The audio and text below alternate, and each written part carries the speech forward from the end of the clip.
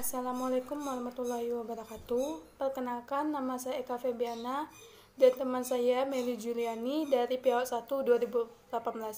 Di sini kami akan memaparkan atau menjelaskan materi tentang program parenting, keterlibatan orang tua dalam acara bersama, hari konsultasi orang tua, dan kunjungan orang tua. Baiklah, materi pertama akan dijelaskan oleh saya sendiri. Keterlibatan orang tua dalam acara bersama adalah melibatkan orang tua dalam pelaksanaan kegiatan penunjang pembelajaran yang dilakukan di kelas atau di luar kelas atau outing activities. Materi kedua, tujuan KODAP. Keterlibatan orang tua dalam acara bersama. Ada dua. Yang pertama, mendekatkan hubungan orang tua, anak, dan lembaga pendidikan. Yang kedua, meningkatkan peran orang tua dalam proses pembelajaran.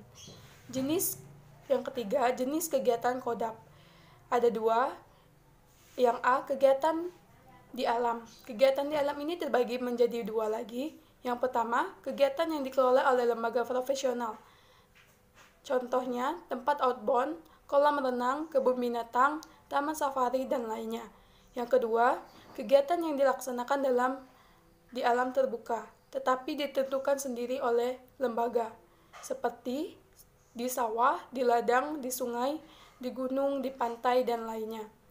Yang B, kegiatan edukasi lain yang dirancang secara khusus, seperti kunjungan ke museum, masjid, gereja, kantor pos, kantor polisi, pasar, supermarket, rumah yatim piatu, pembuatan tahu atau tempe, tempat atau perusahaan, kerajinan atau mainan anak-anak, perusahaan roti atau kue, menginap di rumah penduduk, dan lainnya. Selanjutnya, dalam penyelenggara atau pengelola kegiatan ini, lembaga PAUD bekerja sama dengan orang tua dan lembaga yang terkait yang sesuai dengan jenis kegiatan yang akan dilaksanakan. Evaluasi KODAP. Evaluasi KODAP ini terbagi menjadi tiga. Yang pertama, partisipasi orang tua. Yang kedua, keseriusan orang tua. Dan yang ketiga, manfaat yang diperoleh oleh orang tua. Baiklah, materi selanjutnya akan dipaparkan atau dijelaskan oleh Meli Juliani. Kepada Meli, saya persilakan.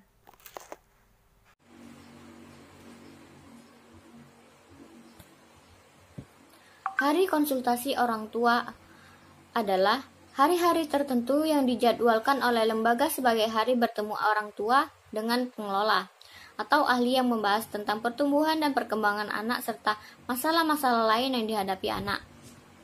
Tujuan HKO meningkatkan kesadaran orang tua tentang pentingnya memperhatikan tumbuh dan kembang anak usia dini. Yang kedua, meningkatkan kemampuan orang tua dalam melakukan pendidikan anak usia dini di dalam keluarga. Contoh pelaksanaan HKO, yaitu konsultasi dapat dilakukan secara individu atau keluarga atau kelompok keluarga. Menggali informasi tentang pengalaman orang tua dalam melakukan pendidikan di rumah. Yang ketiga, memecahkan persoalan yang disampaikan oleh orang tua. Kunjungan rumah. Kunjungan rumah adalah kegiatan silaturahmi antara orang tua atau pengelola ke rumah orang tua yang bertujuan untuk mempererat hubungan, menjenguk atau dalam rangka memberikan dukungan tertentu yang dilakukan secara kekeluargaan. Tujuan KR. Yang pertama, menjalin silaturahmi antara keluarga dan lembaga pendidikan anak usia dini.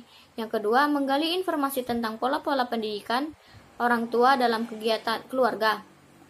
Yang ketiga, menemukan pemecahan masalah secara bersama terhadap masalah-masalah yang dihadapi oleh orang tua di rumah.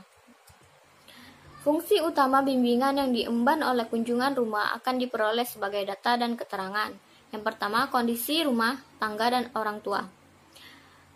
Yang kedua, fasilitas belajar yang ada di rumah. Yang ketiga, hubungan antara anggota keluarga. Yang keempat, sikap dan kebiasaan anak di rumah.